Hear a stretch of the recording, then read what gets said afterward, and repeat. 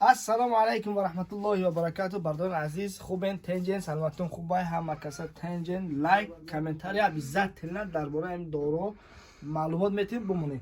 خب برداران سر میکنیم چند نمود گیاه آوردگیم، مثلا چند نمود دارو آوردگیم. ببینین درباره اینها از ما شما معلومات میتیم. خب برای نروی، برای پهمیت، برای پاچکی، برای پروستات، کدام آدمایی که بیماری قند دارن اینا میتونن که اهمی، کدام بچه‌هایی که پروستاتشون قند میته زناشون قطعشون نیست اونها هم میتونن که اهمی استفاده کنن. کدام بچه‌هایی که مثلا که زنگی تگی نیستن نه که پروستاتشون قند میته اونها هم میتونن که استفاده کنن. کدام برادران که جگرش مثلا پیچشون قند میته اونها هم میتونن که استفاده کنن. ژلودک، خب برای ژلودکا با بردار داریم مثلا تیکوا.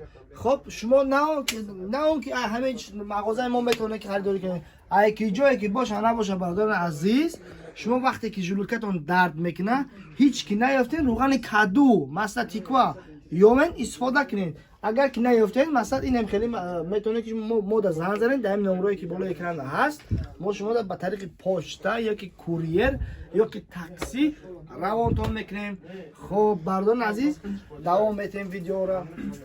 خب ویتامین کمپلکس بعد هم آدمایی که اینا الرژی دارن میتونن که اینا چند نمود دارو آوردگیم برای الرژی هم اینا هستن. از آن جمله برای سوستاف، کدام آدمایی که اینا مثلا بومشون نمیجوشون درد میکنه برای سوستاف کالسی، یعنی که حسابی اینا خیلی خراب میکنه کو میخزی از اون خراب میکنه اینا برای همو. بعد همو برادرانی که در همین جان پدر و مادرشون بسیار کرانسالا ازی دولن دارن در همین فصل زمستان یا که مثلا تابستان غمشون میته اینا برای نرمالی کردن دولن اینا برادرها بانکگی اومدگی بهترین دست بعد میکنه هست. الحمدلله که شما میتونید که ما خریداری کنیم برای از آن جمله برای بیماری هایی که دیابت قند دارن، برادران دارن، مادران دارن، اپا یا که کسی که باشه نباشه پدران که هست مثلا میتونه که شما دیک شفران که جایی که باشه نباشه دیک شفران در دسترس کنین ان شاء الله که دیک شفران برای بیماریایی که دیابت قند دارن مثلا دیم استپن یا که چندم استپن که باشه چندم گروه یعنی که استپن مثلا گروهی که باشه خب اونها میتونه که همین خریداری کنن برای همون قندشون پس فروردن نرمالیزه میکنه قند ان خون توزان میکنه هم بیسپیلا داره مثلا بیسپیلا دی گفته که مثلا چی میگن مثلا عضوی برای بفرزندی. بله. خب برادر عزیز برای آدمایی که کلانسول آنو کیرم دارن این میتونن که استفاده کنن. برای کودک‌ها هم هست هم تبلت که هم سمس. خب از آن جمله برادر عزیز دما اسپری اومدگی برای موها گم کردن حاضی عکس کردگی همین اسپری برادر عزیز 500 روبل 800 سم بود حاضی 500 کردیم. میتونن که برادران عزیز زنگ زنین دسترس کنین. الحمدلله که بسیار نمود جامدگی بعد این اسپری شما سوال اومدگی همین سوال هر روز میشه در برادران. خب من شما را چه ثابت میتونم اسپری خیلی تازه میکنی که جایی که لازمه در همون تو موها تازه میکنی ابرد میکنی بعد اسپری. خب چی را میگیری برادر عزیز؟ روغن مرچ را بریز گرد میکنی برادران میشکنی همونجا.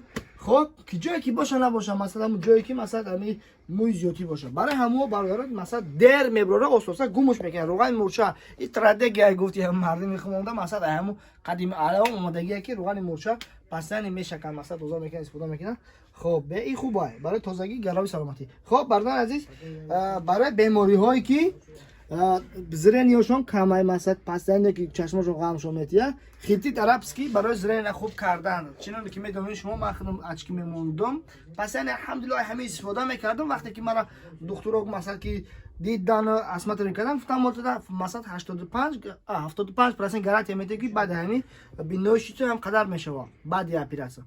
الحمدلله که من همین استفاده میکردم بعد یا اپراسیون من همین استفاده میکردم پیش اپراسیون مثلا لیچن رفته سر بود همین بعد یا اپراسیون من پرایوت کردم من 95% میبینم.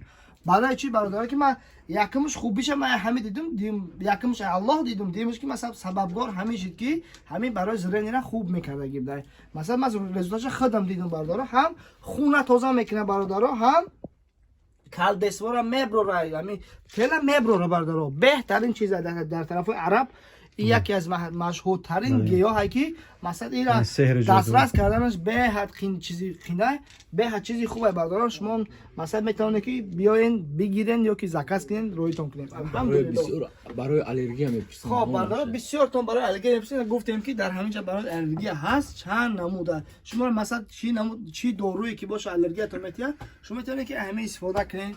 خب برای ویتامین برای آدمایی که مثلا استخوانشون درد میکنه کالی نمیرسه کالسی نمیرسه خب اونها میتونن که این همین نمود بانکو را بگیرن. وقتی که کالسی در استخوان که نرسید برادران عزیز یا که در سوستاف این هم عضوی پیوند ها دا شما میتونید که همین را بخرین. اما ان شاء الله بخواست الله ناتورال نیان شما دا شفاش میتیا برای کالسی نرسیدن یعنی که همون گوداکا باشه که مسافردا باشه بسیارتر مسافردا میشن که مثلا حسابی پیرانسالی حسابی همه بعد چند نمود برادران عزیز قرآن داریم. این قرآن چند نمود قرآن تاجیکی قرآن به زبان روسی قرآن سه نمود دیگه پیرواد کرده الحمدلله چند نمود قرآن. خب روغن 4 تیمین در حجم کپسولش اومگا 3 خب برادران عزیز برای سوستاف برای فربه شیدن این ناتورال نی پاستا برادران عزیز 4 تیمین ناتورال نی پاستا پریزوست ایخمون 100% گارانتی یکی که برادران یگان چی دباوت کردگی نیست میتوانه که استفاده کنین. خب برای موی سر برادران مینکسیدین هازی عکس رفته سه برادران عزیز 800 روبل برای که شما رو مقصد سه نشه گفتیسن برادران عزیز همین 1000 روبل دیگه جا میفروشن. این آدما 800 روبل برادران عزیز عکس کردیم میتوانه که شما خریداری کنید. حسب برادران عزیز مینکسین 15% مینکسین 15% اسرائیل در دیگه جاها مک نمیدونم در چند جاها مک شخصا که گیر میگردم بیشتر وقت میبینیم همه حالات را در دیگه جاها برادران عزیز 3200 3300 3500 تا 3800 من الله اعلم دیدم شم در ما 3000 رو بود. خب برادران عزیز با حسب برای بیماری هایی که همون برادرایی که قدشون کم که خیلی پاستا کن اونها میتوانند که چند نمود امینو اومدگی الحمدلله که استفاده کنن برای کشل برادران عزیز بهترین چیز اومدگی یعنی که بعد کرونا ویروس یا که بعد دیگه چیزا مثلا شما کشل پیدا میکنین این میتوانند که برادران همین چیزا استفاده کنین.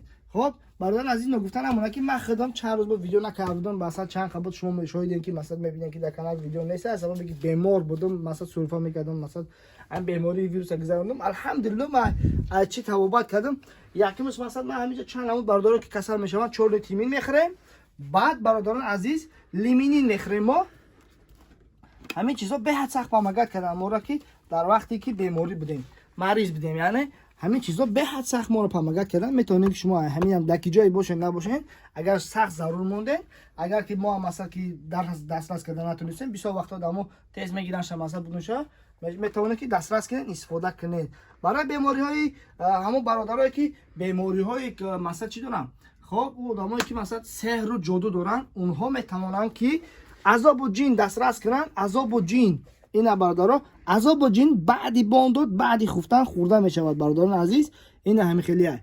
خب بعد چند نمود بیماری های دیگه دارن و بوینا انتی سحر اومدگی سه نال اومدگی برادران عزیز میتونه که شما بخرین استفاده کنین.